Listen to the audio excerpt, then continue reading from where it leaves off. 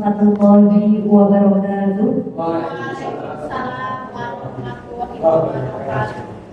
Bismillahirrahmanirrahim. Alhamdulillahirabbil alamin. Assalatu wassalamu ala asyrafil anbiya'i wal mursalin sayyidina wa maulana Muhammadin wa ala alihi wa sahbihi ajma'in. Amma. Yang terhormat Ibu Ana Widayati selaku Kepala Sekolah Al-Kausar Temanggung, yang kami hormati jajaran keluarga SD Al-Kausar Temanggung, yang kami hormati Bapak Ibu guru beserta karyawan SD Al-Kausar Temanggung.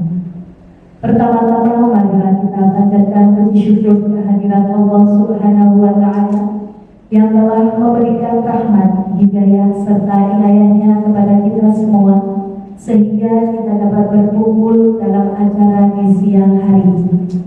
Maka rasa kesyukuran ini marilah kita ikrarkan bersama-sama dengan membaca hamdalah. Alhamdulillahirabbil alamin. Shalawat serta salam kita sanjungkan kepada beliau junjungan Nabi besar Muhammad Sallallahu Alaihi Wasallam. Semoga kita semua termasuk dalam golongan umat beliau. Amin amin ya rabbal alamin. Bapak Ibu hadirin yang kami hormati, perkenankanlah kami di sini untuk membacakan susunan acara pada acara penyebaran pemahaman dan penerapan budaya positif Sekolah Dasar Al-Kausar Temanggung. Acara yang pertama yaitu pembukaan. Acara yang kedua menyanyikan lagu Indonesia Raya. Acara yang ketiga sambutan Kepala Sekolah SD Al-Kausar Temanggung. Acara yang keempat pemaparan penyebaran budaya positif. Acara yang kelima yaitu penutup. Bapak Ibu yang kami hormati, untuk menyingkat waktu pada siang hari ini, marilah kita buka acara pada siang hari ini dengan membaca basmalah bersama-sama. Bismillahirrahmanirrahim. Acara yang kedua yaitu menyanyikan lagu Indonesia Raya yang akan dibimbing oleh Ibu Dwi Yustina. Waktu dipersilakan. Kepada Bapak Ibu dipersilakan berdiri.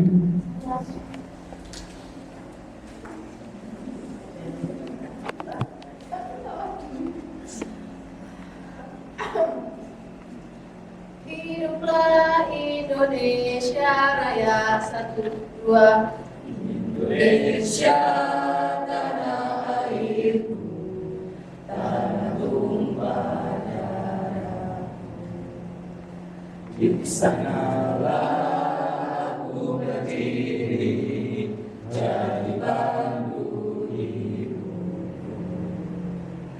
Indonesia kebangsaanku, bangsa dan tanah airku. Marilah kita berseru, Indonesia bersatu. Hiduplah tanahku, hiduplah negeriku, bangsaku, rakyatku semuanya. Bangunlah jiwanya, bangunlah badannya untuk Indonesia Raya. Indonesia Raya, merdeka, merdeka, tanahku, negeriku yang ku cinta. Indonesia Raya, merdeka, merdeka, hiduplah Indonesia Raya. Indonesia Raya, merdeka, merdeka, tanahku, negeriku yang ku cinta. Indonesia Raya, merdeka, merdeka, hiduplah Indonesia Raya. Hadirin dipersilakan duduk kembali.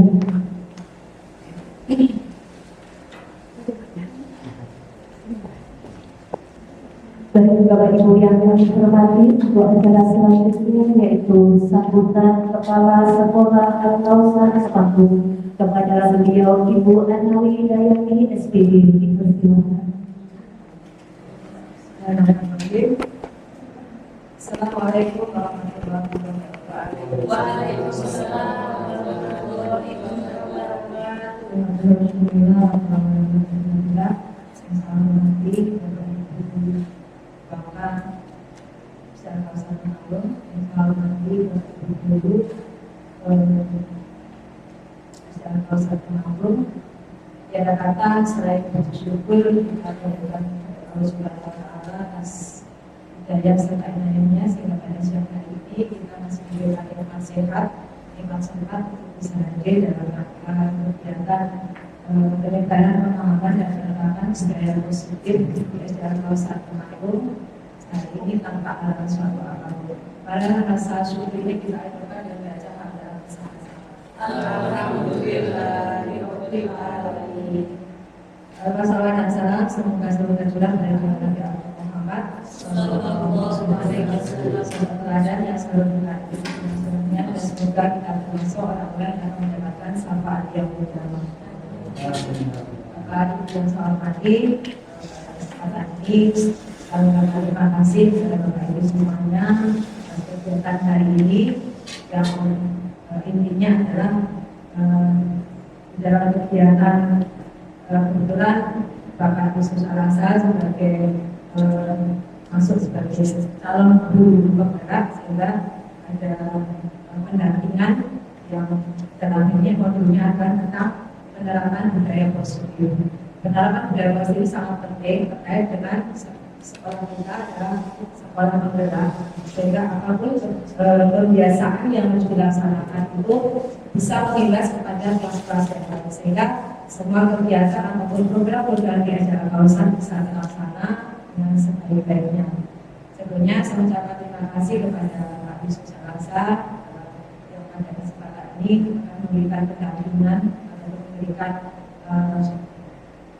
sharing kepada teman-teman semuanya, kepada Bapak Ibu guru semuanya terkait penyebaran budaya positif ini supaya harapannya agar semua kelas bisa melaksanakan hal yang sama sehingga tujuan dari sekolah penggerak di acara kawasan Temanggung bisa terlaksana dengan sebaik-baiknya dan sesuai dengan apa yang menjadi tujuan akhir dari sekolah kita menuju sekolah impian yang kita harapkan semuanya. Mungkin itu saja yang dapat kami sampaikan. Semoga kegiatan ini bermanfaat buat semuanya dan memberikan hal yang positif buat murid-murid khususnya dan akan mengintas kepada sekolah-sekolah yang lain. Itu saja yang dapat kami sampaikan. Selamat berkarya, selamat bersharing bersama. Saya akhiri. Wassalamualaikum warahmatullahi wabarakatuh. Waalaikumsalam. Terima kasih kami ucapkan kepada beliau Ibu Anawi Dayani yang telah memberikan sambutan dan memberikan motivasi untuk kita semuanya.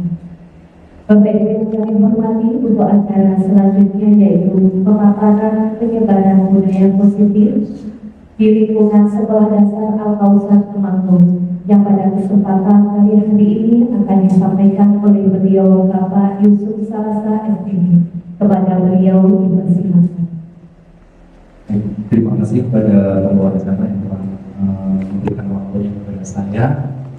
Sebelumnya saya minta mohon maaf karena mengganggu waktu dan meminta izin waktu Bapak Ibu semua dalam rangka penyebaran pemahaman dan penerapan budaya positif karena itu penting sekali. Ini sebenarnya bukan hal baru, tetapi kita sudah mendapatkan payungnya. Kita sudah sering melakukan, tapi payungnya baru diluncurkan beberapa saat yang lalu. Oleh karena itu bagi Bapak Ibu guru ini merupakan hal yang luar biasa. Saya pun ini sedikit akan saya kerjakan di kelas, nanti akan terimbas ke kelas lain dan akhirnya nanti ke sekolah. Bismillahirrahmanirrahim. Assalamualaikum warahmatullahi wabarakatuh. Waalaikumsalam warahmatullahi wabarakatuh. Yang terhormat Ibu Ana Widayati selaku Kepala SDA Al-Qasar Temanggung Sekolah Penggerak dan sekaligus besok akan segera menuju ke sekolah impian. Yang saya hormati Waka SDA Al-Qasar Temanggung, yang kami hormati dan kami banggakan Bapak Ibu Wali maupun Bapak Ibu Guru Mapol dari kelas 1 sampai kelas 6 yang berbahagia. Pada kesempatan kali ini marilah kita memanjatkan puji syukur kepada Allah Subhanahu wa taala yang telah memberikan nikmat karunia dan telah mempertemukan kita dalam aula ini dalam rangka penyebaran pemahaman dan penerapan budaya positif di SDA Al-Qasar Temanggung tanpa ada halangan suatu apapun. Oleh karena itu, mari rasa syukur ini kita ikrarkan dengan bacaan tahmid bersama-sama. Alhamdulillahirabbil alamin. Salawat serta salam agung senantiasa kita sanjungkan kepada junjungan kita Nabi Muhammad Sallallahu Alaihi Wasallam yang di dalamnya teladan utama dan sebenarnya budaya positif ini sudah diberikan oleh Nabi Muhammad, tapi kita sering lupa. Dan oleh karena itu dengan ada penyebaran ini kita mulai kembali lagi kepada budaya positif, dan itu merupakan teladan dari Nabi kita Nabi Muhammad SAW. Perkenalkan, saya Yusuf Salasa, calon guru penggerak Angkatan 8 Kabupaten Temanggung, untuk memberikan sharing tentang materi disiplin positif yang ini nanti berimbas ke kelas lain maupun ke sekolah secara umum. Apa dan mengapa? Budaya Muslim merupakan perwujudan dari nilai-nilai atau keyakinan universal yang diterapkan di sekolah. Jadi di sekolah kita mau nilai apa sih yang sudah membudaya di sekolah kita, itu kita angkat lebih. Kemarin kita sudah rapat bareng-bareng dan menemukan satu keyakinan sekolah yang sangat luar biasa, itu tentang peduli. Jadi ini kayak gayung bersambut gitu. Kita sudah dapat, tinggal kita nanti bentuk keyakinannya di mana dan sebagainya. Budaya positif di sekolah tidak dapat diciptakan secara instan. Dalam penerapan budaya positif di sekolah memerlukan tuntunan dan teladan dari seorang guru. Yang di sini ketika penerapannya ini bukan hanya sekedar tertulis di kelas, tapi ada teladan dari guru. Ini yang paling kita minta di sini adalah teladan dan tuntunan dari seorang guru. Mengapa budaya positif harus diterapkan di sekolah? Karena pengembangan budaya positif dapat menumbuhkan motivasi intrinsik. Jadi kalau dulu kita kasih hukuman, iming-iming, hadiah dan sebagainya, itu kan faktor luar. Tapi ini mau menumbuhkan dari kesadaran diri sendiri dalam diri anak untuk menjadi pribadi yang bertanggung jawab dan berbudi pekerti luhur serta berakhlak mulia. Jadi itu latar belakang kenapa muncul adanya budaya positif. Oleh karena itu, maka setiap guru harus memiliki kompetensi dalam menumbuhkan budaya positif di sekolah, serta sebagai teladan budaya positif di sekolah sesuai filosofi Ki Hajar Dewantara, bahwa pendidikan adalah menuntut, bukan menuntut, serta dengan tetap menjalankan filosofi ing asosung tulodo ing madya karso kemuri handayani. Di sini sebagai guru yang paling pokok adalah teladan, kemudian menuntut, bukan menuntut. Jadi ketika kita yang punya anak ini, ketika kita mau mengajarkan anak minum, makan dan sebagainya, itu sama halnya dengan menuntut. Apalagi kalau kita berperan sebagai seorang petani. Bisakah seorang petani padi menumbuhkan padi menjadi jagung? Tidak bisa. Dia hanya bagaimana memaksimalkan padi itu agar bulirnya banyak. Nah itu kayak kita misalnya si A, ini kita tuntut karakternya seperti ini, nah itu jadi bukan menciptakan hal baru dari anak tersebut. Kodratnya apa? Kita kasih jalannya di situ. Terus kata-kata menuntut, jadi bukan lagi menuntut kamu harus bisa bisa matematika, kamu harus bisa bahasa Indonesia, kamu harus bisa pinter di sini. Bukan seperti itu. Sekarang kita sudah mulai menurut walaupun memang nanti anak itu akan berkembang dengan sendirinya sesuai kodrat alam dan zaman. Jadi seorang guru harus ingat sosok keluarga. Kita mau membudayakan budaya positif kita, misalnya disiplin masuk kelas, disiplin anaknya masuk ke sekolah. Tetapi kalau bapak ibu guru saya sendiri nggak bisa memberikan teladannya, maka tinggal sosok keluarganya jadi hilang. Ini karena filosofi Gajah Dewantara ini memang benar-benar mulai sekarang harus diingat kembali. Ternyata tokoh ini sudah memberikan pemikiran yang luar biasa sampai kata-kata ingat sosok keluarga yang menjadi kasus dunia ini dipakai untuk kebajikan universal. Nanti kita bisa lihat di kebajikan atau nilai kebajikan universal. Nah, budaya positif tersebut dapat diwujudkan dengan penerapan konsep-konsep inti yang nanti akan kita bahas bersama, seperti disiplin positif, memahami tentang motivasi perilaku manusia terkait hukuman dan penghargaan, kemudian posisi kontrol yang diambil guru ketika restitusi, menyusun dan mengimplementasikan keyakinan sekolah atau kelas, serta penerapan segitiga restitusi dalam menghadapi berbagai masalah di kelas atau sekolah. Jadi nanti kita akan bareng-bareng, kita bedah bareng-bareng tentang disiplin positif, bagaimana memahami tentang motivasi atau perilaku manusia terkait hukuman dan penghargaan, posisi kita sebagai guru sebenarnya sebagai teman, atau memberi rasa bersalah, atau penghukum, atau nanti yang terbaik adalah sebagai manajer. Nah, saya aja dulu sering jadi penghukum ini. Jadi terkenal dari kelas 1 sampai kelas 6 seringkali dan dulu aku bisa. Tadi itu sudah ada laporan dan saya restitusi dulu itu anaknya. Tadi tak salah ambil dulu tapi saya belum sempat. Jauh besok yang kelas berapa itu tiba-tiba Pak Ustaz, saya minta dipotong rambutnya. Baik, langsung saya praktek segitiga restitusi. Nanti ada contoh. Nah, jadi sudah dipraktekkan sama Pak Alim, ternyata melakukan restitusi dengan tanpa disadari sudah melakukan restitusi. Jadi anak tidak langsung dihukum, tapi disuruh bertanggung jawab. Kira-kira apa yang mau lakukan? Menghapus Pak dosen, silakan dihapus. Pak Alim tadi itu cara-cara simpel yang nanti sebenarnya itu dikembalikan lagi sebagai posisi kita sebagai seorang guru. Ini tentang miskonsepsi tentang teori kontrol. Ketika seorang manusia itu bisa mengontrol semuanya, ya. Ketika manusia, aku bisa mengontrol Mas Pak Ipin misalnya, atau Pak Alim, saya bisa mengontrol guru itu. Ternyata itu ada ilusi yang di dalamnya. Bapak Ibu coba digenggam kemarin praktek yang digenggam dan tangan itu ya kemarin ya. Jadi siapa yang berhak mengambil itu, siapa yang bisa membuka tangan itu siapa? Diri sendiri, kecuali kalau ada orang yang tergoda dan sebagainya. Ternyata enggak, semua bisa punya kontrol diri yang luar biasa. Nah ini ada ilusi yang pertama tentang ilusi guru mengontrol murid. Nah ini yang saya aja coba hapus kalau sudah bisa menguasai kelas 6. Kelas 6 sudah seperti ini. Itu hanya ilusi. Sebelum itu lahir dari dirinya sendiri.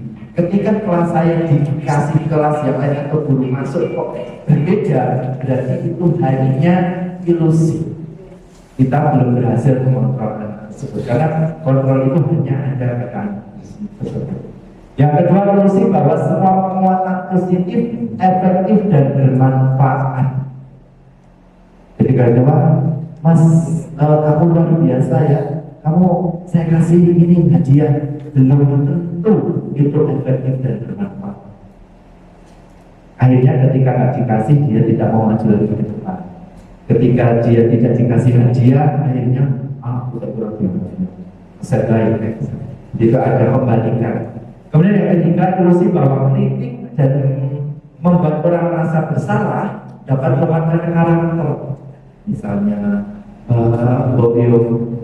Mbak berangkatnya yang pagi, lihatlah Pak Yusa itu dari Wonosobo loh. jam segini sudah bisa hadir di sini. Masa kamu nggak bisa? Kamu nggak sayang sama ibu kamu? Ini ternyata berefek tidak baik. Yang keempat adalah ilusi bahwa orang dewasa memiliki hak untuk memaksa. Ternyata enggak. Kita memaksa anak itu hanya ilusi saja. Akhirnya di sini dia tidak terbentuk karakter. Miskonsepsi tentang teori kontrol. Nah, di sini kita akhirnya kita ketika melakukan sesuatu kita harus punya dua. Ketika biasanya kita lakukan ada stimulus respon. Ketika kita melakukan sesuatu langsung direspon, stimulus respon. Ya, misalnya contoh menganggap bahwa kebutuhan kita sama. Padahal kalau teori kontrol itu kebutuhannya berbeda-beda. Belum tentu anak itu membutuhkan kasih sayang misalnya, tapi kita beri kasih sayang. Jadi kasih sayang berlebihan itu juga nggak baik. Jadi anaknya manja. Dan nanti kalau pindah dulu, anaknya sudah nggak mau diulang sama itu, diulang sama kita mulai. Yang kedua, semua orang melihat hal yang sama, tetapi dengan teori kontrol bahwa setiap orang memiliki gambaran yang berbeda. Yang ketiga, kita mencoba mengubah orang agar berpandangan sama dengan kita. Sering seperti itu, biar sama dengan bagaimana caranya agar orang sama dengan kita, balik dengan kita. Nggak bisa, karena kita memahami pandangan orang lain itu tentang dunia itu pasti berbeda-beda. Pandangan tentang nanti setelah selesai kejadian itu juga pasti berbeda-beda. Tidak ada yang sama dan saya tidak memaksakan. Seperti tidak bisa memaksa. Yang keempat, perilaku buruk dilihat sebagai suatu kesalahan. Kalau yang dulu atau stimulus respon. Kalau yang sekarang atau teori kontrol, semua perilaku memiliki tujuan. Jadi jangan dilihat kesalahan terus. Jadi anak akhirnya merasa bersalah terlalu lama, akhirnya kejadiannya seperti yang terjadi di daerah kemarin yang sampai membakar sekolah. Itu karena stimulus respon. Kamu salah terus. Kemudian orang lain bisa mengontrol saya, stimulus respon Anda tidak. Hanya Anda yang bisa mengontrol diri Anda. Kita harus dua ini kita pegang dengan kita mulai ke teori kontrol bahwa aku nggak bisa nih, aku tidak bisa ini mengontrol anakku yang ini. Dia disadarkan untuk mengontrol dirinya. Selanjutnya, pemaksaan ada pada saat bujukan gagal, ya, maksa pada saat bujukan gagal. Jadi kalau nggak bisa dibujuk, dipaksa. Dia akan awas loh. Kalau kamu tidak besok tidak potong rambut aku, saya potong dulu. Gitu, biasanya pulau ini masih dulu. Biar kita mulai ke teori kontrol yaitu kolaborasi dan konsensus. Konsensus itu apa ya? Kayak kesepakatan bersama, menciptakan pilihan-pilihan baru. Misalnya, kira-kira kamu kalau rambutnya dicat seperti itu bagus tidak, sama disadarkan dulu. Nggak sesuai tidak dengan aturan itu, nggak sesuai Pak. Maunya gimana Pak? Kalau saya potong boleh Pak, silakan potong apa, waktunya kapan? Mau diantar? Nah seperti itu. Jadi itu ada tawaran-tawaran pilihan. Yang terakhir, model berpikir menang kalah. Kalau yang teori kontrol itu berpikir sama-sama menang, tidak ada di kalangan biasanya dua anak berantem.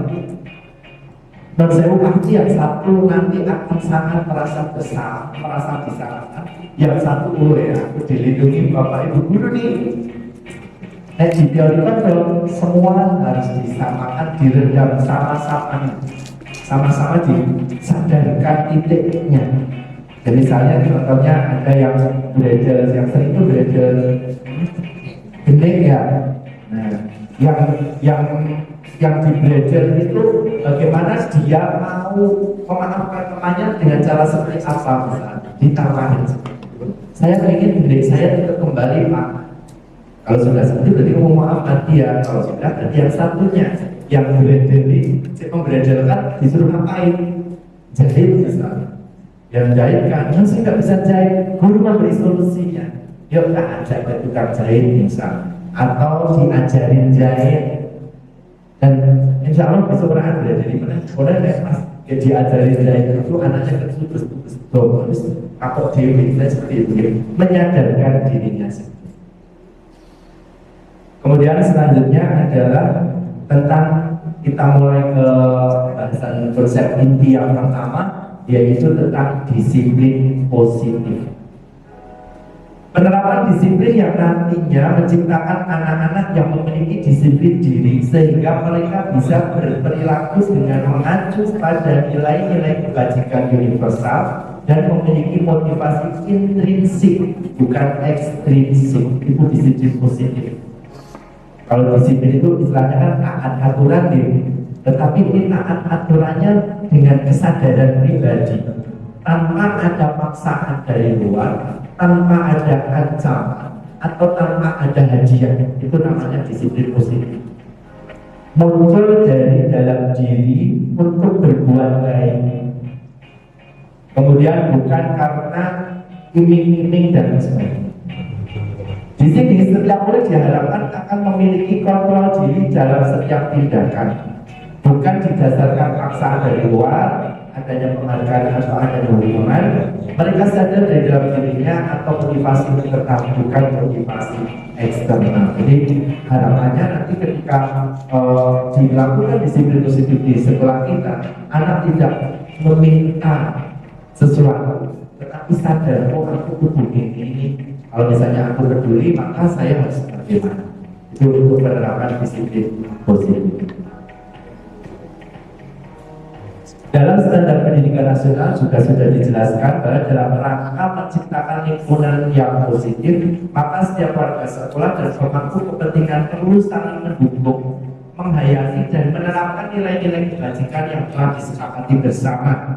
Untuk dapat menerapkan tujuan mulia tersebut, maka seorang pemimpin pembelajaran, yaitu Bapak Ibu semua ini adalah pemimpin pembelajaran, perlu berjiwa kepemimpinan sehingga dapat mengembangkan sekolah dengan baik agar terwujud suatu budaya sekolah yang positif sesuai dengan standar kompetensi pengelolaan yang telah ditetapkan.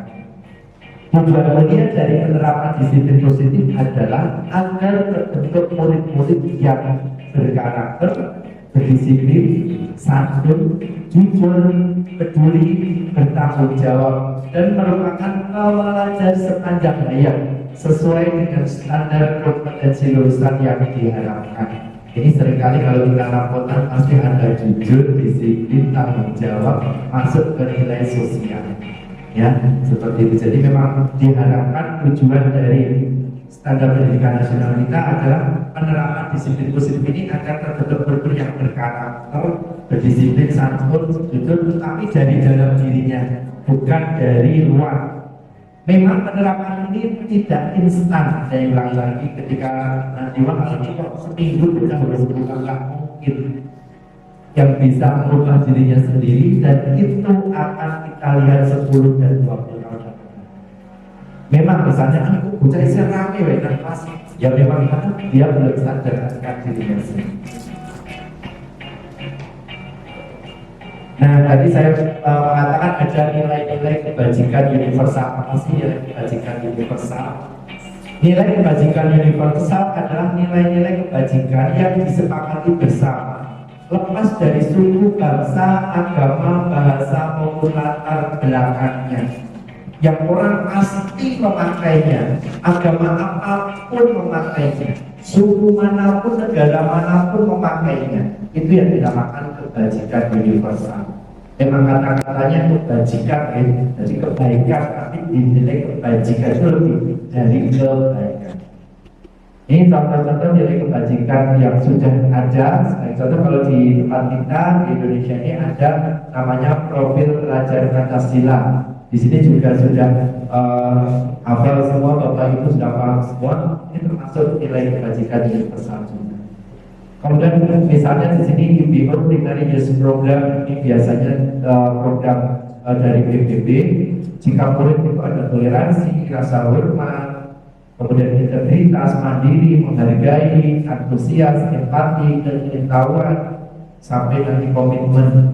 Sedangkan keterampilan hidup, ada juga nilai kita tentang keterampilan hidup, misalnya dapat dipercaya, lurus hati, pendengar yang aktif, tidak merendahkan orang lain, memberikan yang terbaik dari dirinya sendiri.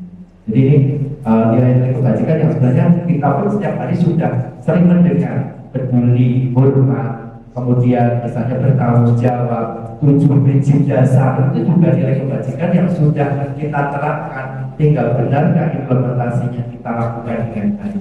Ya kita sudah punya, tinggal itu kita upkan, kita gaungkan kembali. Itu sudah ada payungnya, sudah ada jalannya, mengapa kita tidak mempraktekkan yang lebih lengkap. Baik Bapak Ibu Guru, di sini kan semua manusia memiliki kebutuhan ya. Nah, saya mau tanya Bapak Ibu Guru, ketika 5 kebutuhan dasar dari kelima ini, manakah yang memang itu kebutuhan yang sebenarnya paling pokok, paling kita inginkan dari Bapak Ibu Guru? Kesenangan. Ada lagi kasih sayang, ada lagi freedom, kebebasan, ada lagi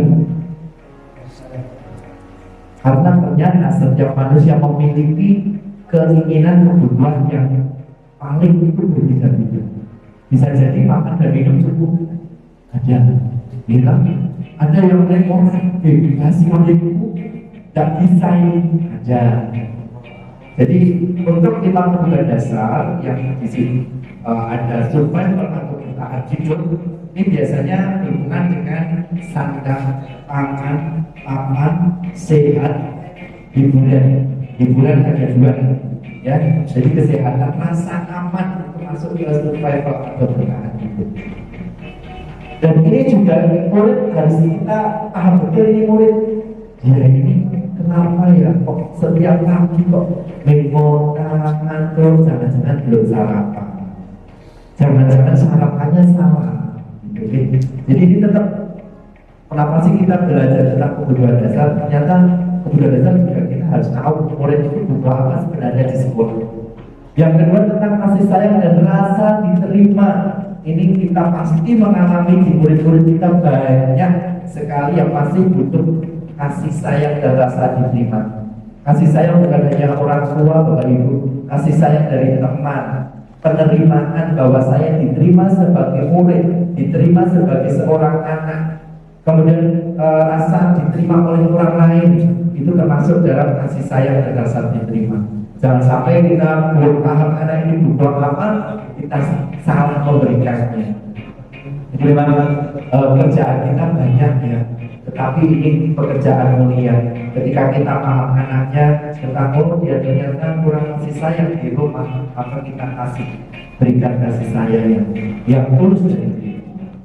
Kemudian yang ketiga ada penguasaan secara berarti manusia itu kan dari sudah punya uang, sudah nyaman, makan oke, punya istri, kasih sayang oke, ingin menguasai, ya pejabat misalnya, ingin dihargai ketua RT, kan termasuk penghargaan di tingkat lingkungan, atau mungkin menjadi pemuka agama seperti itu berarti manusia. Kemudian ini berhubungan dengan kekuatan untuk mencapai sesuatu, menjadi kompeten, menjadi terampil, diakui atas prestasi dan keterampilan kita, didengarkan dan memiliki rasa harga diri. Kemudian ini meliputi keinginan untuk dianggap berharga, bisa membuat perbedaan, bisa membuat pencapaian kompeten, diakui dan dihormati. Ketika sudah Bapak Ibu Guru sudah siap itu tadi tentang dunia berkualitas versi kita semua, bahwa ternyata murid juga butuh loh, murid juga mempunyai gambaran dunia berkualitas mereka walaupun itu tidak sama. 15 menit untuk ini. Selanjutnya tadi untuk memenuhi kebutuhan mereka 5 kebutuhan pokok tadi, kebutuhan dasar manusia, ada motivasi-motivasi perilaku manusia dalam kehidupan kita. Ini yang perlu kita pahami ke anak juga, biar anak kita tidak salah. Oh ternyata dia melakukan seperti itu, kenapa sih? Ya, yang pertama orang melakukan suatu hal itu karena adanya menghindari ketidaknyamanan atau hukuman. Ini motivasi manusia untuk melakukan kebaikan itu karena menghindari ketidaknyamanan atau hukuman. Contohnya ketika kita memahami ilmu, pasti kebanyakan menghindari ketidaknyamanan atau hukuman. Kita sudah mulai sadar diri, saya juga mulai berdoa, saya harus pakai helm karena aku jatuh untuk keamanan, bukan karena menghindari ketidaknyamanan atau hukuman. Tidak polisi, kita faktor eksternal lagi ya. Kemudian yang kedua, mendapat imbalan atau penghargaan. Saya LCBB menyentuh penghargaan sekolah-sekolahan kayak gitu, atau mendapat gaji tambah gitu ya. Tetap tidak bisa, itu masih faktor eksternal. Yang selanjutnya, inilah yang kita tumbuhkan ke anak, menjadi orang yang mereka inginkan. Itu motivasi kita. Tugas saya sebagai guru, tugas kita sebagai guru adalah menumbuhkan motivasi internal siswa, sehingga siswa melakukan sesuatu karena nilai-nilai yang mereka yakini dan hargai. Dan mereka melakukannya karena mereka ingin menjadi orang yang melakukan nilai-nilai yang mereka yakini tersebut, bukan karena perilakunya di sekolah itu. Maka sebagai guru, kita adalah menumbuhkan motivasi internal siswa tersebut, sehingga siswa melakukan sesuatu karena nilai-nilai yang mereka yakini dan hargai. Dan mereka melakukannya karena mereka ingin menjadi orang yang melakukan nilai-nilai yang mereka yakini tersebut, bukan karena paksaan atau hukuman. Ini adalah motivasi yang akan membuat seseorang memiliki disiplin positif, karena motivasi perilakunya bersifat internal, bukan eksternal. Nah, ini ketika kita tadi berbicara tentang hukuman, konsekuensi, kemudian ada penghargaan dan sebagainya. Nanti kita akan bahas di sini tentang apa itu hukuman, konsekuensi, dan restitusi. Mana yang akan kita terapkan, mana yang paling manjur sebenarnya. Ilusi-ilusi yang tadi sudah di depan, ini akibat dari hukuman dan konsekuensi. Karena hukuman itu biasanya berupa hukuman fisik atau psikis. Jadi yang diarah anak tersebut berupa fisik dan psikisnya. Ketika kita berlebihan melakukannya, maka itu akan terjadi apa yang dinamakan mental health. Anak-anak semakin rentan, apalagi tahun-tahun sekarang ini, anak generasi zaman now ini atau Gen Z, itu kan mental health-nya memang tidak stabil, kurang bagus. Yang anak 80-an, 90-an kesini memang mental health-nya luar biasa. Tetapi Gen Z ini mental health-nya begitu sangat rentan. Sehingga ketika dapat hukuman sedikit saja pasti itu berakibat yang luar biasa. Tidak direncanakan hukuman itu.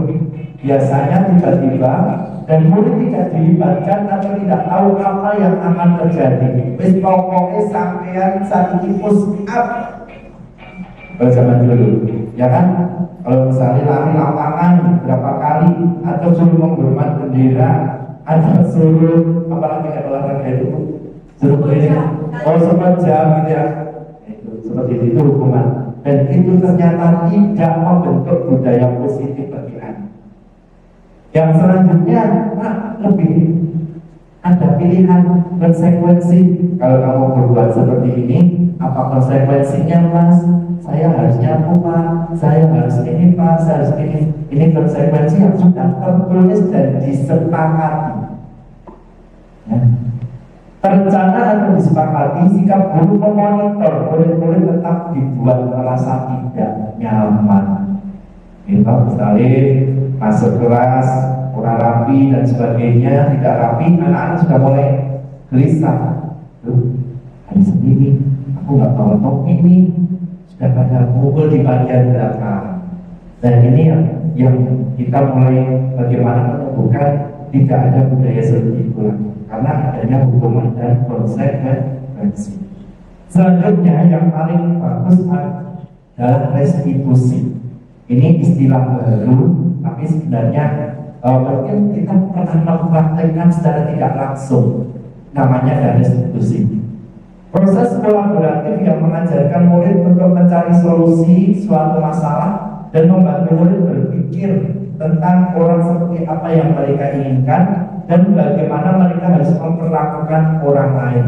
Restitusi. Jadi ada kolaborasi antara guru dan murid. Konsekuensi memang kadang ada guru dan murid, tetapi kebanyakan guru yang lebih banyak mengarahkannya. Kalau restitusi dimusyawarahkan bersama, istilahnya seperti itu. Ada kolaborasi bersama. Jangan mengapa kok pilih restitusi, Bapak Ibu?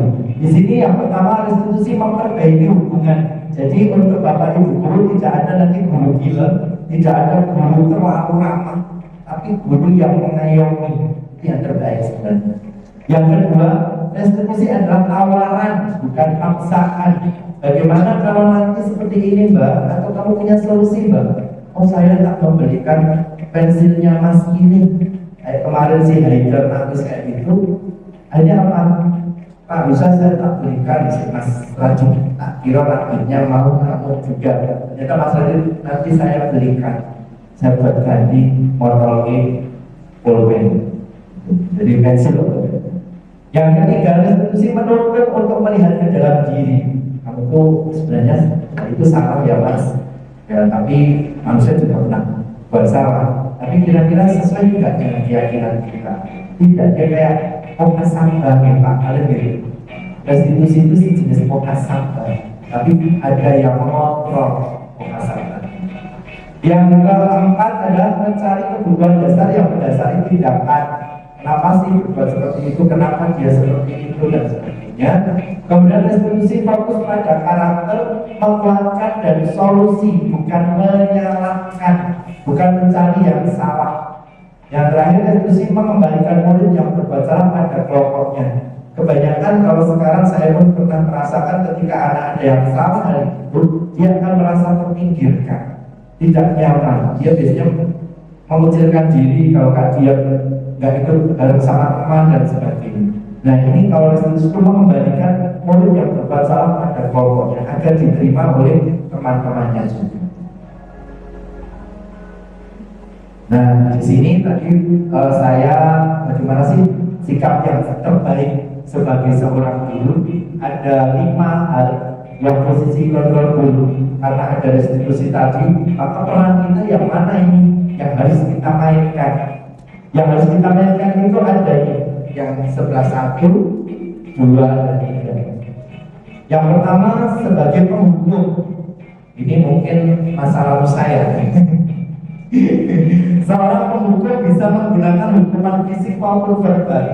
Orang-orang yang menjalankan posisi penghukum senantiasa mengatakan bahwa sekolah memerlukan sistem atau alat yang dapat lebih menekan murid-murid lebih dalam lagi. Ini penghukum, kamu silakan, Udah aturannya itu ya udah, kamu terlambat, kamu terlambat. Kemudian yang kedua, memberi rasa bersalah. Pada posisi ini biasanya guru akan bersuara lebih lembut, lemah, lembut. Kemudian membuat rasa bersalah akan menggunakan keheningan yang membuat orang lain merasa tidak nyaman, bersalah atau rendah diri. Bahayanya di sini itu rendah diri dan tidak nyaman.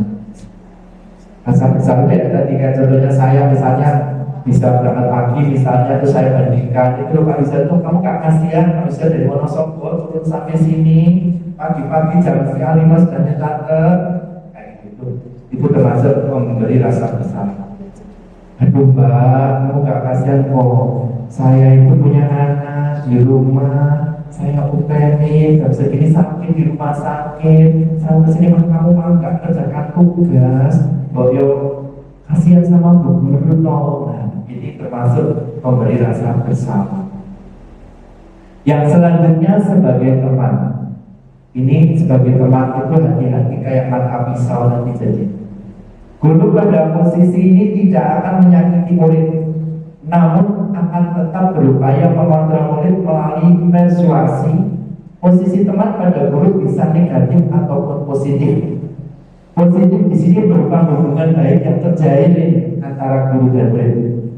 Tidak akan dimusuhi murid. Kalau dia posisinya teman, pasti menjadi guru favorit di sekolahnya. Tetapi hal negatifnya, bila suatu saat guru tersebut tidak membantu, maka murid akan kecewa, dan kecewanya tidak hanya sedikit. Kemudian juga murid tidak akan lepas dari guru tersebut. Dia hanya mengidolakan guru tersebut. Itu yang memang kalau sebagai itu.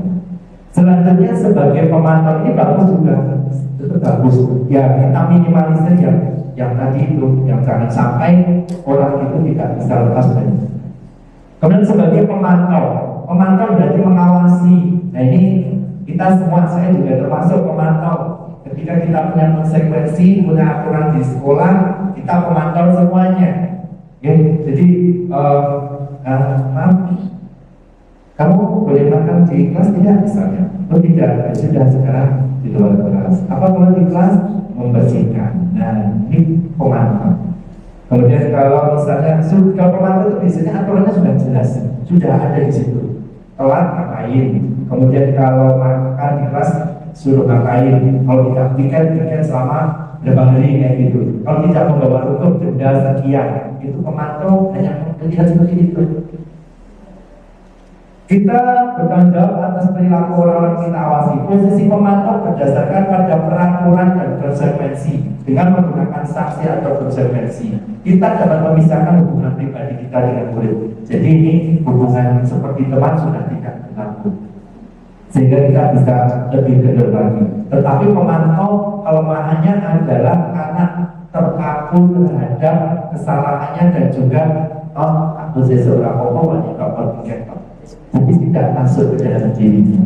Kalau besok pagi aja Pak bisa salon potong rambutnya lagi. Saya memanfaatkan itu. Kemudian yang terakhir ini mari kita belajar bersama-sama sebagai posisi kontrol guru sebagai manajer. Posisi di mana guru berbuat sesuatu bersama dengan murid, mempersilakan murid mempertanggungjawabkan perilakunya. Seperti yang dari Pak Ali sudah praktek, jadi saya langsung lihat Pak Ali juga melakukan posisi sebagai manajer.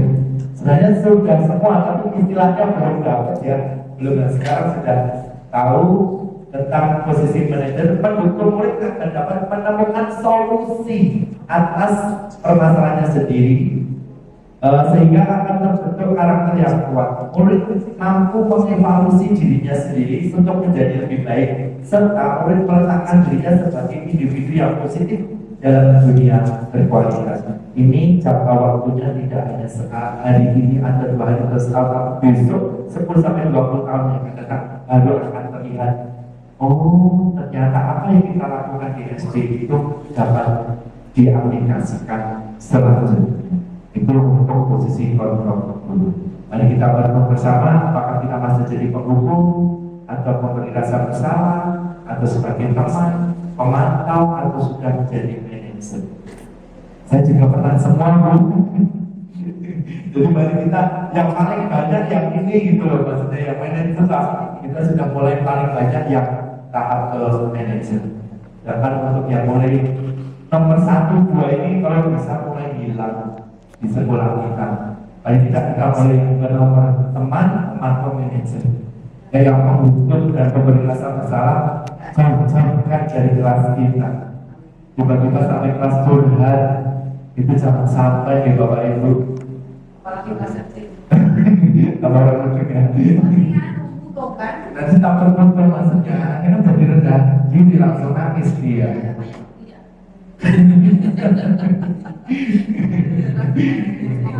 Terus berarti ya kalau posisi kontrol, kita bareng-bareng mulai ke, kalau bisa ke manajer semua, tapi itu perlu proses. Tidak semua harus jadi manajer kan, jadi manajer ya, tapi paling tidak memantau saat itu. Dan kalau teman itu yang kita takutkan adalah anaknya terganggu dengan jenengan. Kalau tidak, jenengan tidak mau dia menurut itu teman. Dan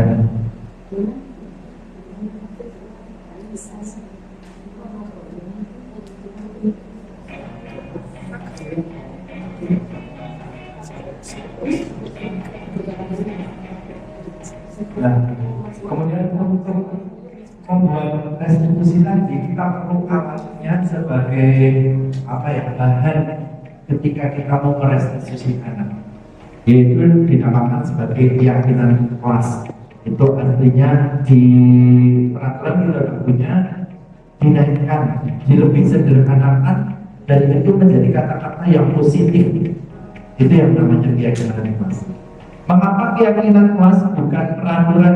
Ini kemarin sempat paling perbincangan malam panjang juga di sini ketika kami berdiskusi dengan fasilitator dan juga instruktur. Kenapa sih sama aja Bapak Ibu? Ternyata ketika kita lihat keyakinan kelas dan peraturan dari katanya, dari unsur-unsurnya di sini ternyata sangat berbeda.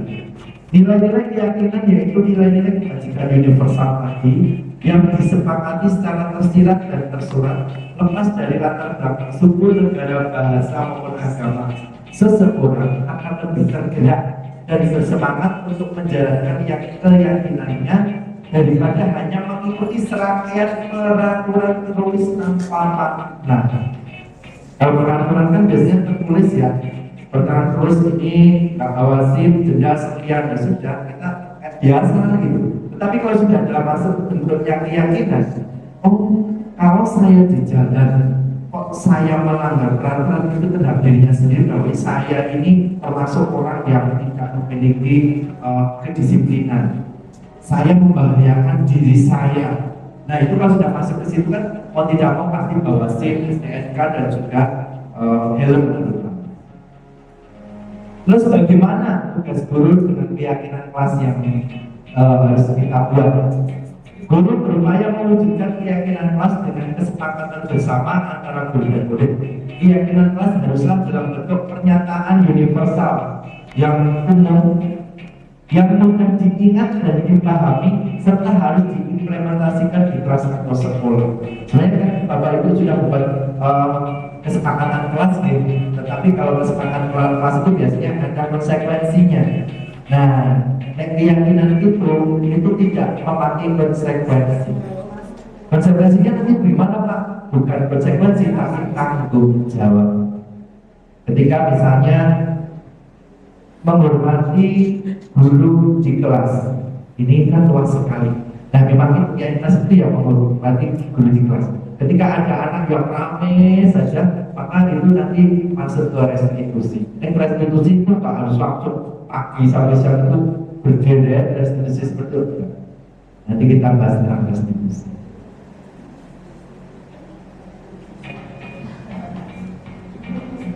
Pembuatan keyakinan kelas itu bersifat lebih abstrak, jadi tidak detail. Ya, tidak detail, sehingga anak itu nanti kalau terlalu detail kadang lagi dokter berarti apa Pak tapi yang bisa menghormati guru di kelas, bentuk apapun menghormati guru di kelas, dari mendengarkan, dari mencatat, mengerjakan tugas, itu kan bentuk menghormati guru di kelas. Yang lebih rinci dan konkret kalau peraturan, kemudian berupa pernyataan universal. Pernyataan senantiasa dibuat dalam bentuk positif, tidak ada kata tidak atau jangan, tidak ada. Hendaknya tidak terlalu banyak sehingga mudah diingat dan dipahami oleh semua warga kelas. Biasanya 10 sampai 8 maksimal itu. Misalnya kita mengambil keyakinan apa, ya kita 10, 5, enggak. Bahkan ada cuma 8 semuanya. Disesuaikan kondisi di kelas dan sekolah, semua warga kelas hendaknya ikut berkontribusi. Jadi siswa dilibatkan dalam prosesnya. Tidak guru langsung menyiapkan itu, tidak. Tapi seperti pembuat keyakinan kelas, membuat kesepakatan kelas persis. Hanya saja konsekuensinya itu sudah tidak ditampilkan lagi. Kemudian bersedia meninjau kembali keyakinan kelas dari waktu ke waktu. Misalnya dalam 1 semester kok nggak berhasil, atau tengah semester nggak berhasil, ditinjau lagi. Kenapa ini? Ada apa yang terjadi? Ataukah ini gara-gara terlalu banyak dan sebagainya? Itu harus ditinjau ulang. Jadi contoh kemarin waktu membuat keyakinan kelas. Jadi saya melakukan yang pertama adalah mereka ingin kelas seperti apa dulu, lihat kelasnya apa. Jadi sudah lihat kelasnya terbentuk, dan kita merinci aturan apa agar di kelas itu menjadi kelas seperti aturan awal kesepakatan bersama kita. Kalian coba kelas impian yang seperti apa yang kalian inginkan. Bisa kalian tuliskan di kertas lipat kalian, kemudian nanti ditempel di sana secara bergantian ya. Kelas impiannya seperti apa kira-kira ya aku? Wah, aku pengen kelas yang tenang, kelas yang selalu bersih. Monggo silakan bisa nulis masing-masing ya. Kita tunggu 5 menit 10 menit bisa? Bisa. Oke, silakan. Taruh jangan dipakai dulu.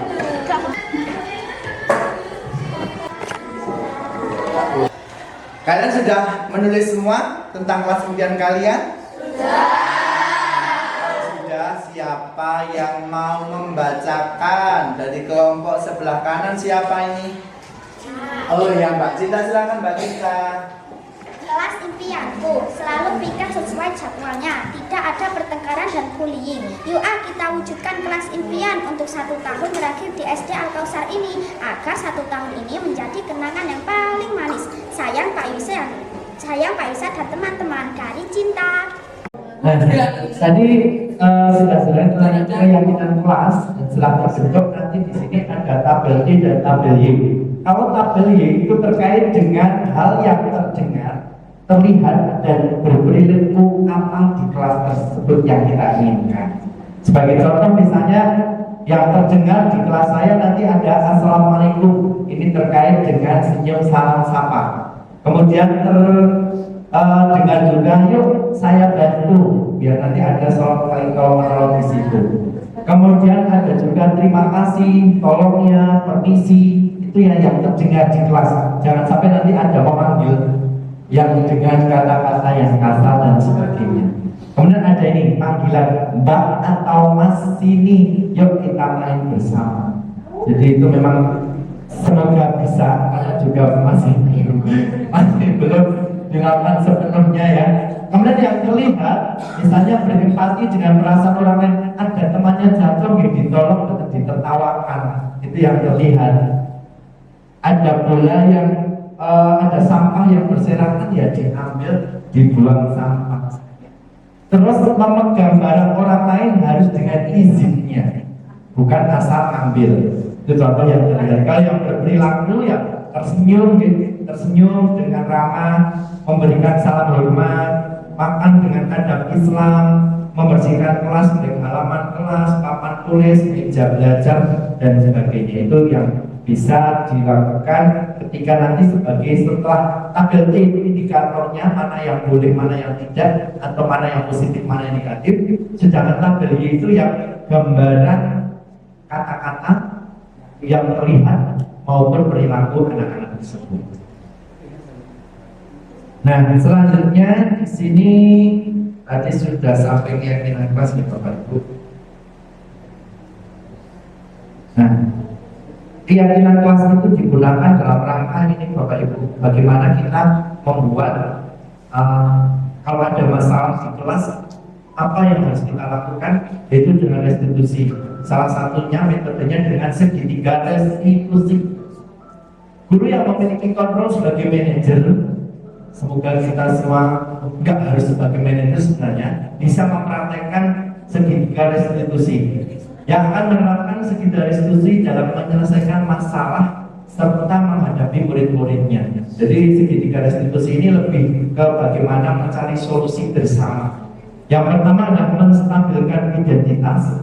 Yang kedua adalah validasi tindakan yang salah. Yang ketiga menanyakan keyakinan kelas atau sekolah. Jadi kenapa tadi kita berkeyakinan kelas agar kita bisa melakukan restitusi ini. Pak, apakah harus selalu muter? Apakah kalau langsung sampai sini boleh melihat kondisinya? Kalau kondisinya itu terlalu parah, wajib dari bawah gitu. Dari menstabilkan itu harus menstabilkan identitas, validasi tindakan yang salah. Yang kira ada menanyakan keyakinan. Mencari solusi bukan mencari salah, bukan mencari solusi salah, salah tidak, tetapi solusinya. Kemudian murid yang mandiri dan bertanggung jawab nanti akan ketika dengan adanya segala restitusi ini, maka akan tercipta murid yang mandiri dan bertanggung jawab. Ini bisa disimak tentang kelompok penerapan segitiga restitusi.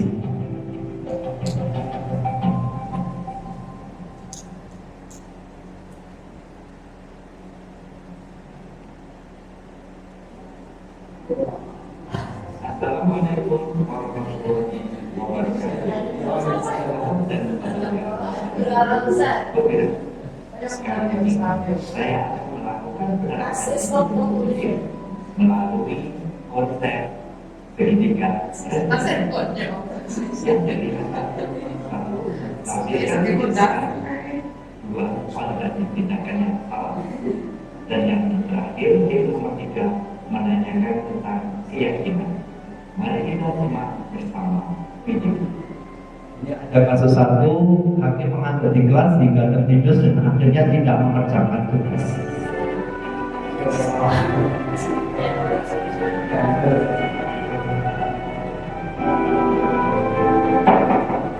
Assalamualaikum Pak, selamat pagi. Halo Mbak Kim, selamat pagi. Waalaikumsalam. Silakan duduk Mas Hakim. Ya, selamat. Kamu tahu mengapa Bapak masuk ke kantor hari ini? Ini ada kaitannya dengan tugas kemarin Pak. Ya, memang benar Mas Hakim. Oh iya, kemarin kamu tetap masuk sekolah kan? Masuk Pak, tetapi saya tidak ikut mengumpulkan tugas. Oh gitu. Mas Hakim, setiap orang sudah melakukan kesalahannya. Masuk aja juga. Tapi saya jadi bahwa salah itu apa? Pasti ada alasannya.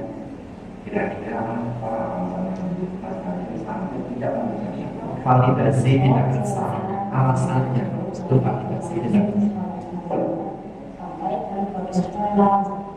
Habis itu sekali Pak, dan jadi malah saya memakai saat pelajaran. Oh begitu. Baiklah. Coba kamu ingat kembali keyakinan Pak. Apakah kamu ingat? Masih ingat Pak? Kalau masih ingat, menurutmu perbuatan kamu itu sesuai tidak dengan keyakinan Pak? Tidak sesuai Pak. Kira-kira keyakinan Pak yang mana Mas Hakim? Keyakinan bebas yang terbunyi bertanggung jawab dan menghargai waktu Pak. Dan ternyata kamu masih ingat Mas Hakim. Lalu apa yang akan Mas Hakim lakukan untuk memperbaiki kesalahan? Menawarkan solusi. Saya akan minta maaf kepada Pak Nusa. Dan kedua, saya tidak akan tidur dalam rumah dan mengerjakan tugas dari Pak Nusa yang akan dikumpulkan besok Pak. Begitu Pak. Baiklah, Pak Nusa menghargai apa yang sudah menjadi rencana kamu tersebut Mas Hakim. Itu kamu sudah memaafkan. Nah Mas Hakim, kira-kira Mas Hakim ingin menjadi orang seperti apa? Saya ingin menjadi orang yang bertanggung jawab dan bisa mengatur waktu saya dengan baik Pak. Bagus sekali Mas Hakim. Pak saya juga berharap kamu menjadi orang yang seperti itu. Kiranya terima kasih dan saja dulu Mas Hakim yang silakan apakah bisa bantu kamu istirahat. Terima kasih Pak. Assalamualaikum. Waalaikumsalam Mas Hakim. Selamat istirahat. Di sini tahap menstabilkan identitas itu kata-kata yang muncul itu biasanya adalah sama itu tidak apa-apa Mas, manusia juga pernah melakukan kesalahan. Kita bisa menyelesaikan masalah ini bersama. Kemudian di situ bapak atau ibu tidak tertarik mencari siapa yang salah, tetapi bagaimana yuk solusinya apa yang terbaik untuk dalam tahap menstabilkan identitas. Kemudian untuk tahap yang kedua yaitu validasi tindakan yang salah. Ini kan mencari alasannya, mengapa si aku tadi melakukan hal tersebut atau anak yang bermasalah melakukan hal tersebut. Kamu pasti punya alasan mengapa melakukan itu. Kemudian kamu patut bangga pada diri sendiri karena kamu telah melindungi sesuatu yang penting buatmu. Misalnya ada yang merebut buku sampai anaknya yang direbut malah jatuh. Kan sering ada kayak gitu rebutan. Nah itu gak apa-apa atau dihantam sama temannya karena dia mau direbut bukunya. Nah itu kan pernah ada. Kemudian yang terakhir, kami boleh mempertahankan sikap itu, tapi kamu harus menambahkan sikap yang baru. Jangan tiba-tiba, tapi kamu harus menambahkan sikap yang baik. Nah, kan dia belum sampai tahap itu. Sikap yang baru, yang solutif. Kemudian yang ketiga, tahap yang ketiga adalah menanyakan keyakinan. Ya, apa yang kita percaya sebagai kelas untuk keluarga? Jadi, apa keyakinan kelas yang ada di sekolah kita? Apa nilai itu sesuai dengan kesepakatan kita tidak? Kemudian kamu mau jadi orang yang seperti apa? Ini termasuk menanyakan keyakinan. Sebagai guru sudah sepantasnya menjadi teladan dan mengaplikasikan budaya positif di kelas dan sekolahnya. Tentunya hal ini dapat terwujud jika ada kolaborasi yang baik antara seluruh warga sekolah sehingga budaya positif dapat tercipta di sekolah. Selanjutnya, sekolah impian akan terwujud, yaitu sekolah yang beri pihak pada murid, dapat menuntut potensi terbaik murid, mencapai keselamatan dan kebahagiaan setinggi-tingginya sesuai dengan kodrat alam dan zamannya. Terima kasih atas perhatian Bapak Ibu semua. Mohon maaf apabila salah kata. Saya akhiri. Salam dan bahagia Bapak Ibu guru pejuang pendidikan. Wassalamualaikum warahmatullahi wabarakatuh.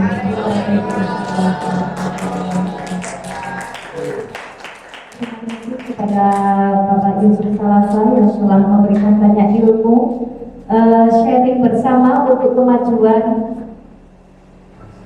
kemajuan sekolah SD Al-Kausar Temanggung.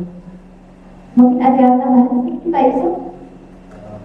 Mungkin ada yang mau menanyakan suatu hal atau sudah bisa diterima dengan baik dari Bapak Ibu semua? Oh ya, Pak.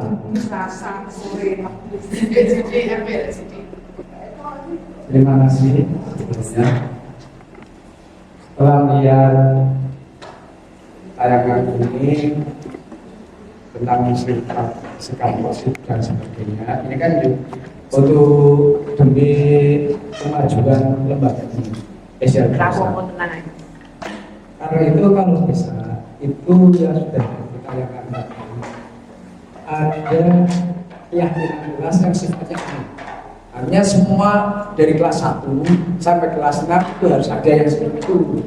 Itu sifatnya umum. Karena kalau kelas 1 misalkan terlalu kurang sederhana, nanti kan anak kelas 1 kan nanti bertanya, akan dijelaskan. Oh seperti ini maksudnya.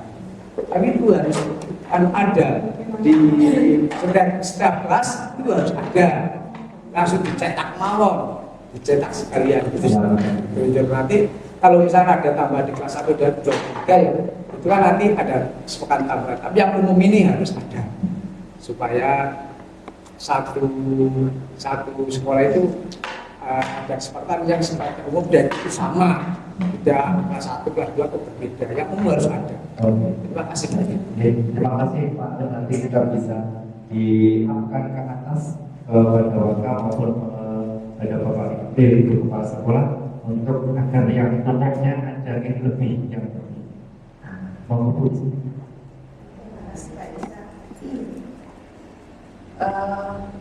Kelas ini yang luar biasa dengan kami.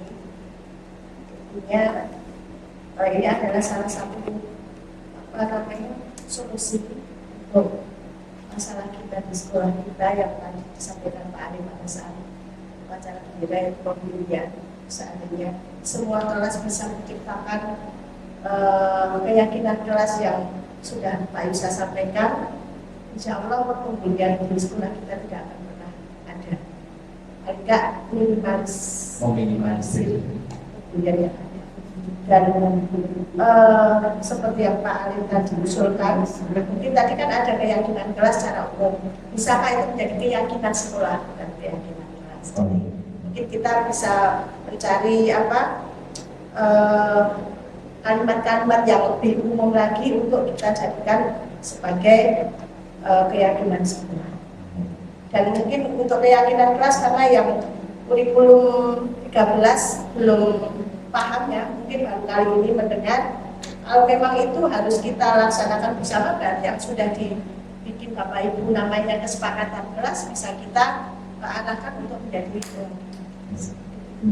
Ya, seperti yang kemarin kesepakatan kelas itu kan kita tinggal merangkum menjadi kalimat umum alim, jadi itu bisa. Kenapa kok tidak? Jangan disamakan Abdul Alim. Memang tidak perlu disamakan, tidak apa-apa. Tapi kelas di sekolah harus punya keyakinan sekolah. Memang harus itu. Tapi kita belum lagi seperti apa. Nah, kemarin kita sudah kepedulian itu. Nah itu kita ambil pokok-pokok yang penting sebagai keyakinan sekolah. Jadi di kelas itu harus sesuai dengan anak didiknya masing-masing, biar tidak terjadi nanti yang memang seperti contoh menghargai dan menghormati orang lain atau teman. Nah itu kan bisa untuk semua kelas. Tetapi kalau ada beberapa yang memang nggak bisa dilakukan di kelas tersebut, ya jangan di kelas tersebut terlebih dahulu. Pikiran kelas tidak harus banyak. Yang penting 5 tapi bisa dilakukan dengan baik itu akan lebih baik lagi. Bu Ina, silakan. Kebetulan karena sudah diutarakan dengan tadi itu, menurut saya kan keadaan kelas kan beda-beda, gitu.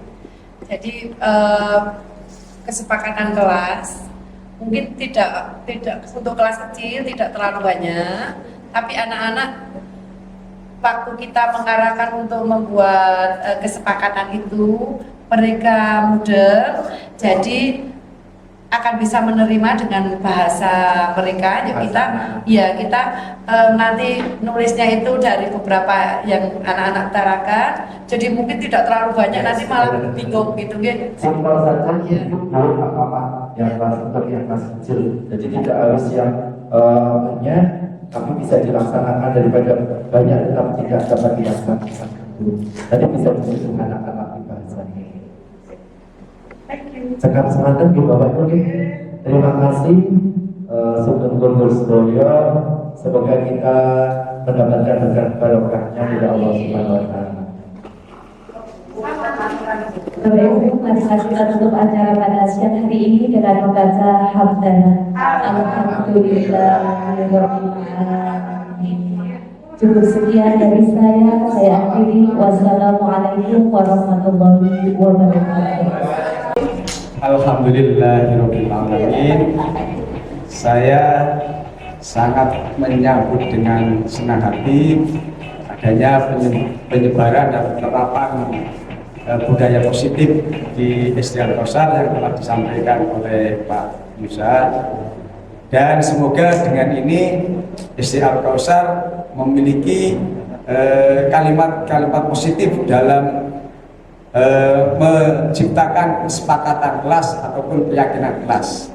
Karena dengan kalimat positif maka anak-anak akan meniru sesuatu yang positif, sehingga yang keluar dari mulutnya, dari perkataannya dan percakapannya adalah kalimat-kalimat yang membangun dan sehingga terhindar dari pembulian. Terima kasih atas ilmu yang telah diberikan. Bismillahirrahmanirrahim. Assalamualaikum warahmatullahi wabarakatuh. Saya adalah salah satu guru di SD Al-Kausar Temanggung. Di sini saya adalah rekan kerja dari Bapak Yusuf Salasa, di mana tadi apa yang sudah disampaikan oleh beliau Pak Yusuf Salasa adalah sesuatu yang baru, dan ini akan memberikan efek yang baik untuk sekolah dan terutama untuk anak-anak kaitannya dengan budaya positif. Jadi sesuatu hal yang baru ini sangat bermanfaat, dan tadi yang sudah disampaikan Bapak Yusuf Salasa ini akan menjadi sesuatu yang baik diterapkan di masing-masing kelas, yang nantinya akan membuat anak menjadi sadar diri ketika melaksanakan suatu kesalahan maupun aturan-aturan yang sudah menjadi kesepakatan yang dibuat dari guru dan siswa. Jadi sekali lagi saya selaku rekan kerja dari Bapak Yusuf Salasa yang mengajar di SD Al-Kausar Temanggung mengucapkan banyak terima kasih atas ilmunya, dan selalu semangat untuk Pak Yusa untuk menyelesaikan pendidikan calon guru penggerak yang ke-8. Terima kasih dari saya. Assalamualaikum warahmatullahi wabarakatuh. Assalamualaikum warahmatullahi wabarakatuh.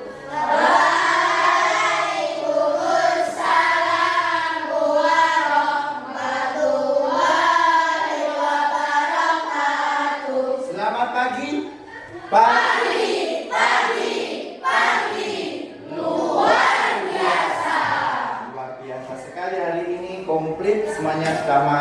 lama udah liburan, sekarang udah masuk ke sekolah lagi. Kemarin kan sudah melakukan refleksi liburan kan. Nah, hari ini kita akan bersama-sama membuat keyakinan kelas.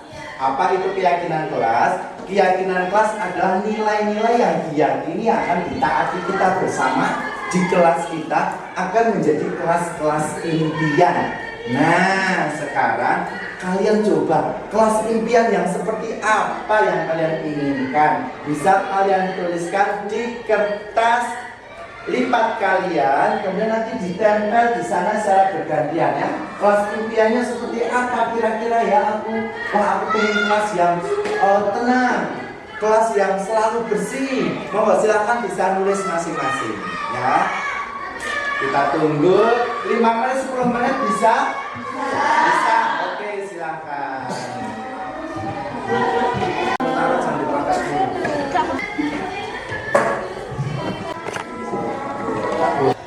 Kalian sudah menulis semua tentang kelas impian kalian? Kalau sudah, siapa yang mau membacakan? Dari kelompok sebelah kanan siapa ini? Oh ya, Mbak Cinta, silakan Mbak Cinta. Kelas impianku selalu pikir sesuai jadwalnya, tidak ada pertengkaran dan bullying. Yuk kita wujudkan kelas impian untuk 1 tahun berakhir di SD Al-Kausar ini, agar 1 tahun ini menjadi kenangan yang paling manis. Sayang Pak Yusa dan teman-teman dari Cinta. Baik, terima kasih Mbak Cinta, luar biasa kelas impiannya. Selanjutnya dari kelompok mana lagi nih yang mau membacakan? Oh ya, Mas Hakim, silakan Mas Hakim.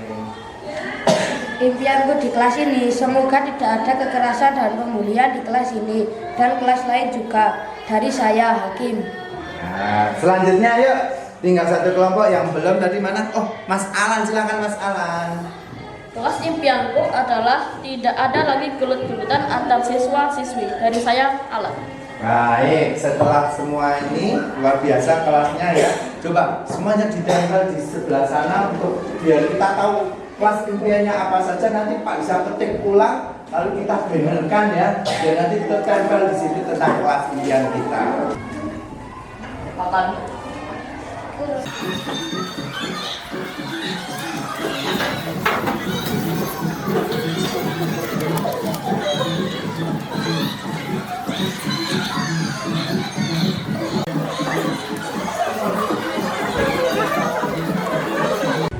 Baik anak-anakku, kalian sudah membuat kelas impian yang di sini luar biasa banyak sekali. Ada kelas impianku adalah aku ingin kelasku menjadi lebih kreatif. Aku ingin kelasku menjadi bersih, lebih berprestasi dan lebih hebat, luar biasa. Nah, kira-kira setelah tahu impian kelas kalian, perlu nggak kalian membuat aturan-aturan, kesepakatan-kesepakatan agar kelas impian kita tercipta? Perlu tidak? Baik, kalau perlu sekarang kalian boleh berkelompok menjadi kelompok 6 atau 7 nggih.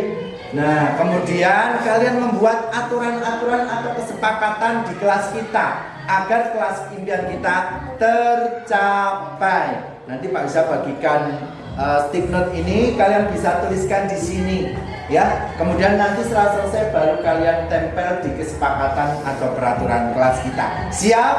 Siap. Kelas 6A1.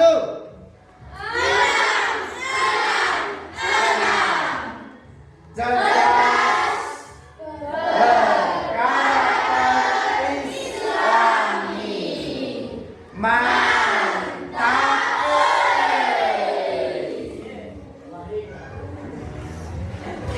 2, 3, silakan berkelompok anak-anakku untuk lingkaran-lingkaran kecil.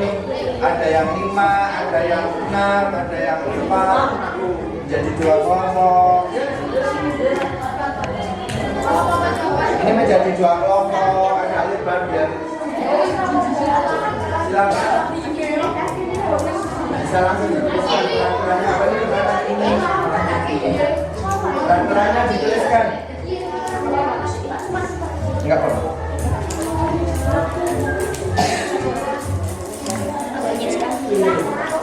Kalian tuliskan di sini ya. Pak, per kertas berapa? Mau 2 aturan boleh, 1 aturan boleh, 3 aturan boleh. Yang kurang nanti boleh minta lagi Pak. Silakan ditulis peraturannya.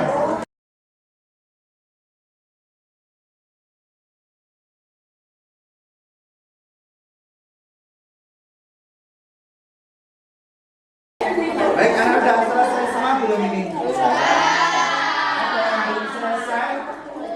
Oh, ada yang belum selesai sebentar. Oke, yang sudah selesai, kalian bisa tempelkan kesepakatan atau peraturan kelas kalian di situ ya. Runtut yang rapi, ya nanti bisa kita baca semua. Setelah itu kalian bisa masuk ke bab berikutnya. Kita akan memilih mana peraturan yang sama, kemudian mana yang nanti kita positifkan bahasanya biar tidak terlalu panjang dan sebagainya. Setelah itu baru kita sarikan dan kita buat keyakinan kelas. Ya, silakan yang sudah selesai bisa kalian tempel di sebelah sana. Tidak usah berebut. Yang rapi, ya. Ditumpuk-tumpuk yang rapi.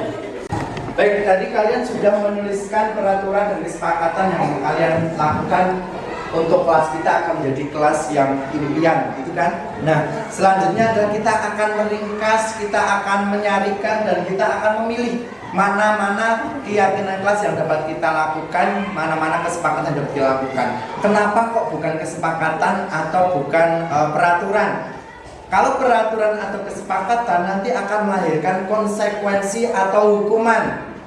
Nah, padahal hal tersebut sekarang sudah tidak berlaku lagi. Hal tersebut membuat anak menjadi merasa bersalah, rendah diri, kemudian tidak punya semangat untuk memperbaiki diri. Dengan keyakinan kelas atau keyakinan itu kan sesuatu hal nilai yang mereka yakini. Sebagai contoh, kamu yakin hari ini adalah saya laki-laki, gitu ya. Berarti kan apa kalau keyakinan laki-laki? Ya harus berbuat sesuai dengan kodratnya seperti itu. Yakin hari ini saya bisa berjalan, maka otomatis kamu akan melangkah sesuai dengan apa yang kamu yakini tersebut. Tetapi kalau hukuman biasanya Pak Lusa nanti paling aku diginiin sama Pak Lusa, nanti paling aku dengar. Akhirnya apa? Kalian menyepelekan, bahkan mengulangi kesalahan yang ada. Kalau keyakinan kelas itu sadar diri dari dalam diri kalian, tidak ada paksaan dari luar, lahir dari diri kalian masing-masing untuk mematuhinya. Inilah makanya saya wujudkan dengan keyakinan ke kelas. Di sini sudah banyak sekali. Kita akan membaca satu-satu, tetapi kita akan meringkas mana yang nanti yang akan kita pakai, yang kita sepakati. Di sini ada dilarang merusak fasilitas kelas. Berarti di sini ada dilarang, kan kata-katanya negatif ya. Kita positifkan menjadi menjaga fasilitas kelas.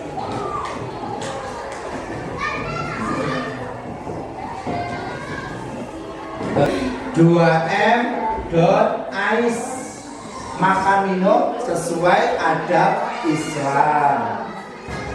Baik anak-anakku, yang tadi sudah kita positifkan, sudah kita sarikan, kemudian kita muncul ada 2 hal besar di sini yang kita buat peraturan tadi. Ada yang termasuk kepedulian, ada yang termasuk menghormati. Yang kemudian ada 10, yaitu membuang sampah pada tempatnya. Setuju tidak? Setuju. Siap-siap ada tempat sampah. Yang kedua, melaksanakan piket sesuai jadwal dengan tanggung jawab. Setuju tidak? Setuju. Oke. Menjaga fasilitas kelas dan taman sekolah. Setuju? Setuju. Yang B, poin B, hormat, itu juga ada 10. Hadir di sekolah sebelum bel masuk berbunyi, ya, untuk menghormati diri kalian, menghormati teman yang sudah hadir tepat waktu. Nomor 2, membudayakan minta tolong. Ya, jangan tiba-tiba jebuk kain. Nah, Mas minta tolong ambilkan. Mas Hakim mau Pak Yus saja manggilkan pakai Mas, ya kan? Ya, Mas Haidar, terima kasih ya. Nah, itu tadi tentang keyakinan kelas kita bersama yang sudah kalian susun tadi, kita ringkas menjadi 10 kepedulian dan 10 rasa hormat. Setuju semua? Setuju. Kalau setuju silakan kalian kalian tanda tangan di depan sini. Satu persatu dari Mas Riko terlebih dahulu. Nah, silakan tanda tangan di bawah sini Mas Riko.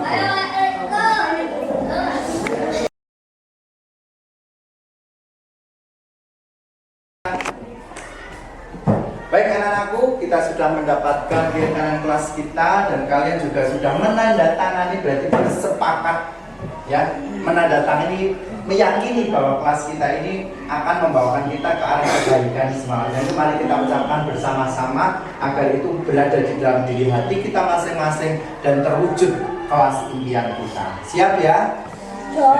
Keyakinan kelas 6A1.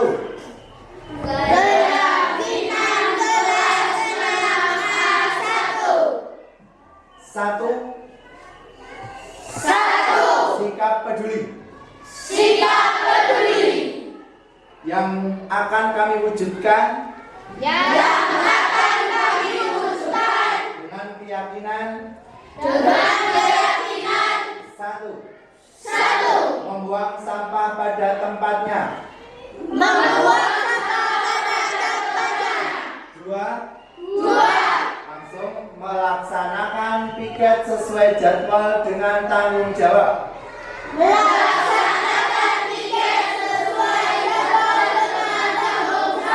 Tiga, menjaga fasilitas kelas, taman, sekolah.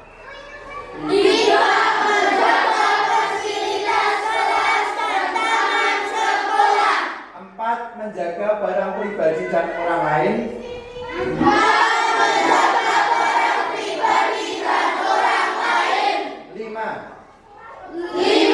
Saling menyayangi dan menghargai. Nomor 6, mematuhi Golden Rules. Nomor 7, membayar uang kas tepat waktu. 8, bermain di luar kelas. 9, berteman dengan siapa saja. Nomor 10, rukun dan peduli dengan teman. Di sekolah sebelum bel masuk berbunyi.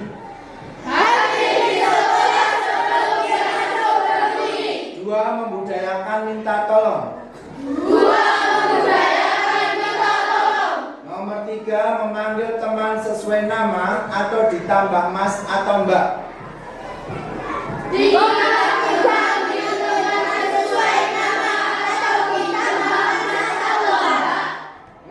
4, meminjam barang dengan izin dulu. 5,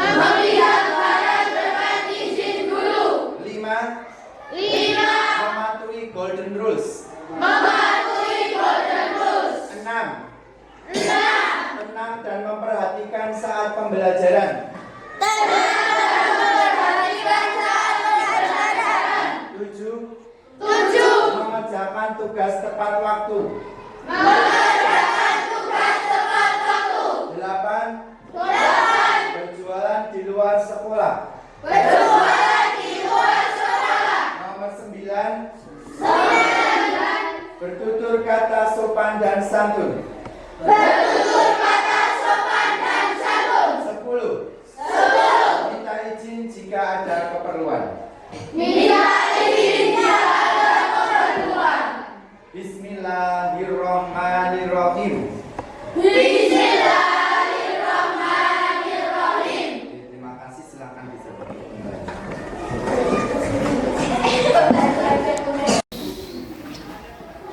Hari ini saya membuat keyakinan kelas. Perasaan saya setelah membuat keyakinan kelas sangat senang dan sangat puas karena saya diberi kesempatan untuk berpendapat dan untuk berusul.